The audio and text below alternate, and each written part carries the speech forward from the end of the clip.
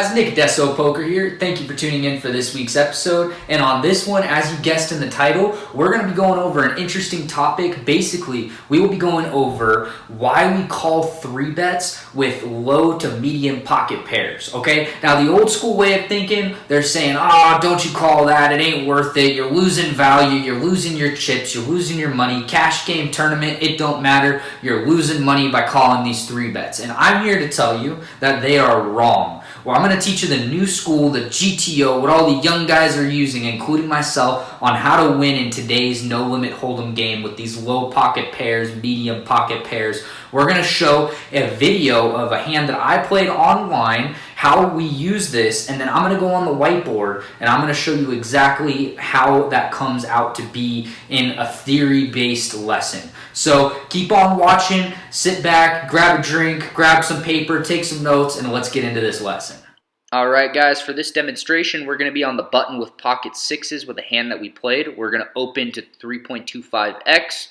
Our opponent in the small blind 3-bets us. So here with the 3-bet, the big blind is going to fold. We're going to be ahead of any non-paired holdings and any lower pairs. So we're going to go ahead and call in position the 3-bet of 5x. And look at that, we flop a set. So it's 8 king 6 with 2 diamonds. Our opponent bets third pot. Now we want to get more money into this hand. Unlikely they're going to have 8s or kings, so we're going to have the best hand here. We're going to throw in a little bit over 2.5x. Our opponent deliberates here for a minute, sees what they're going to do, call, re-raise, and they jam. We call, and it looks like they have exactly what we were hoping, the ace king.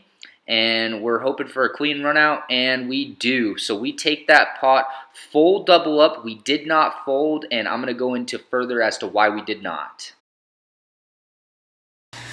Alright guys, thanks for watching that video so far. Now we're going to go into the section of the whiteboard. So this is where I'm going to lay everything out for you in GTO theory-wise. We're going to talk mainly about combinations here, a little bit about odds, all that kind of thing, but mainly it's going to be about the combinations. So one important thing to know when you're calling with these small to medium pocket pairs, such as the sixes that I had, is you have to keep in mind, not a whole lot is actually beating us. So what's beating us with pocket sixes? Actually, it's not as much as you think. For example, 7s, 8s, 9s, 10s, jacks, queens, kings, and aces. That's what's beating us. Well, Nick, that's a lot of hands. That's what they could have if they're 3-betting us. Very true, but if you look at the number of combos that they could have that aren't beating us versus the ones that are beating us, it's a little bit different than what you might think. So, basically to put it this way, if you have sixes against like ace king, you're actually a favorite over ace king, and it would be crazy to fold, right? But if they have sevens, here's the deal, okay? Number one, you have to kind of factor in, okay, do I have position? Because if you have position, a lot of times, if they have 7s or 8s or 9s, if the boards come king, queen high, a lot of times you're going to steal the pot anyways, right?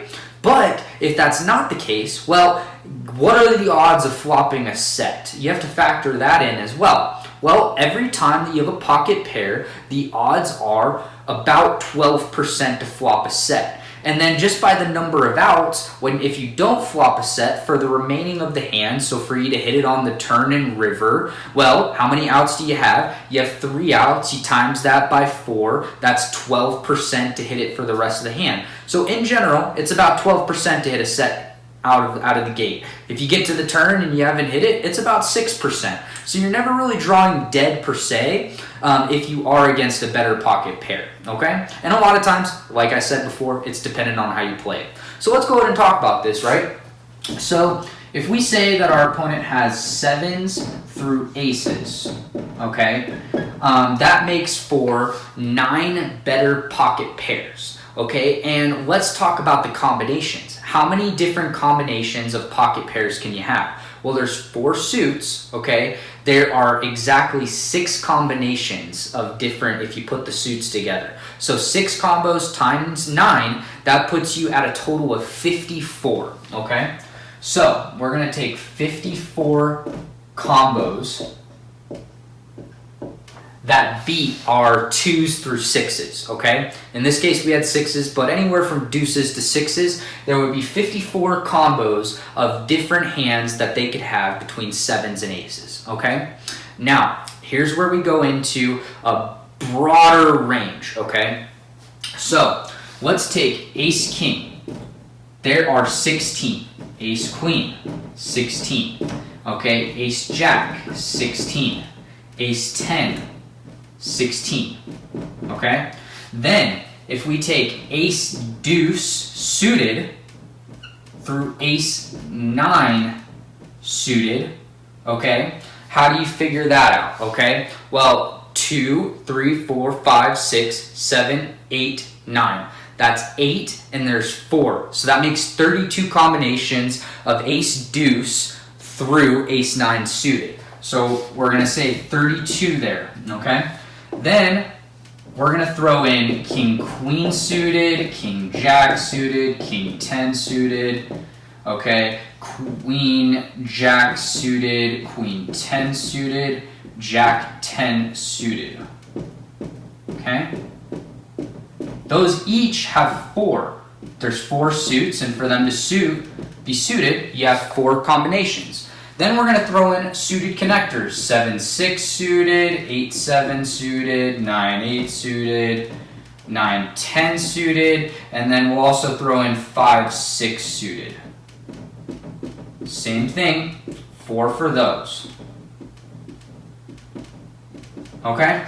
So if you look at all of these, if you add all of these together, how much do you figure that makes up? Well, this is what you have for pairs. This is what you have for hands that you beat. You beat 150 different combinations of hands that your opponent can be 3-betting with. Okay? Now, one thing to understand is some opponents won't 3-bet with all of these hands, right? But some of them will 3-bet with more. So some of them might add jack 9 suited, queen 9 suited, king 9 suited, all those hands in certain positions. And then you have some people that might be 3-betting like 7-5 suited, 8-6 suited, the gappers, those kind of hands. And then some people might have a tighter range. But as a general whole, we'll just say that this is a pretty balanced 3-betting range that you should expect opponents to 3-bet with, okay? Just the same as some people might not 3-bet 7s and 8s or 9s or whatever. Some people might 3-bet only 10s and above. But in general, depending on the position, you'll see people 3-bet all of these hands. So when it gets down to the nitty-gritty, you beat about 150 combinations to 54. Okay, and if you get to the point where you are in the 54 category, where your opponent has that, you have outs. Okay, and deuces through 6s, believe it or not, they are actually really easy to fold too. So if you get a spooky feeling, you can just fold them. But you should not fold to a 3-bet because you are over-folding against these 150 hands. You are way too exploitable if you fold there because they're just going to be able to take your chips. It's plus EV to call with deuces through 6s because you're going to be a favorite. So, for example, if we were to, against, let's say, for sake of argument, you can do the math here, but let's say, for example, you're with deuces versus ace-king. You're actually a 2% favorite. It's 52 to 48%, okay? Why would you give up an edge against a hand like ace-king if you don't have to, right? So that's just basic math here in theory. I would say, go with your own judgment. If you think an opponent's pretty tight and they're not going to be 3-betting light, there's nothing wrong with occasionally folding a hand. Maybe there's some, you're in a tournament and you're short stacked, so it's like either a jam or fold type situation. That's kind of understandable. But as a general rule, I would say that you should absolutely call the 3-bet. And in the example that I showed, you can go in and stack the ace-king, the aces, the whatever, based off of it if you hit your hand. Because there's this thing called implied odds. What are the implied odds that, hey, if I hit my set, am I going to be able to take their entire stack? And in that case, they had ace-king, they 3-bet me, I called, I hit my set, they hit their top pair, and I stacked them. Okay, that happens all the time like clockwork. I'd love to tell you that was the first time it's ever happened to me, or that it would be the last time, but I would be lying. So thank you very much for watching, and stay tuned for more content.